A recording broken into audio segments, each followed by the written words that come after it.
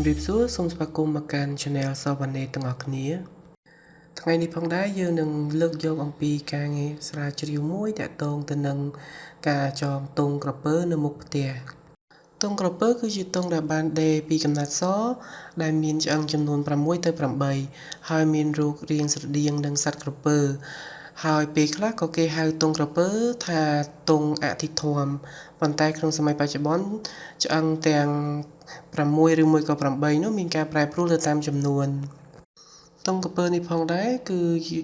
តាមតំបន់ផ្សេងគ្នាពេលខ្លះគេចងមួយនិងតាមតំបន់ផ្សេងមួយទៀតគេចង2យើងទៅដឹងអំពីអត្ថន័យនៃការចងទង់ក្រពើទាំងអស់គ្នា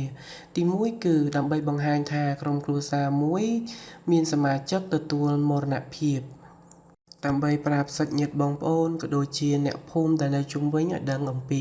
ដំណឹងដ៏ក្រៀមក្រំនៃគ្រួសារនៃសពនៅក្នុងសមាជិកគ្រួសារមួយផងដែរទី2ដើម្បីបង្ហាញទៅកាន់សាច់ញាតិបងប្អូនដែលនៅជុំវិញអំពីការដែលមិនប្រារព្ធពិធីកំសាន្តផ្សេងព្រោះដើម្បីចូលរួមក៏ដូចជាគោរពទៅលើការកាន់ទុក្ខនៃសពរបស់ក្រុមគ្រួសារដែលគាត់កំពុងតែមានភាពក្រៀមក្រំផងដែរហើយទី3នោះគឺជាគំនិតនៃការរៀបចំទុកដាក់សពឲ្យបានត្រឹមត្រូវទៅក្នុងផ្ទះសម្បែងឬនៅក្នុងកុដិដែលក្នុងបំណងប្រដូចទៅនឹងការតម្កល់សពនៅក្នុងទីបញ្ចុះនៅក្នុងព្រះជន្មានីចេតិយឬនៅឯស្ថានត្រៃត្រឹង្ស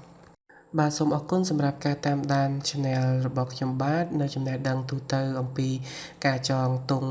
ក្រពើនៅមុខផ្ទះជួបគ្នានៅវីដេអូក្រោយបន្ថែមទៀតបាយ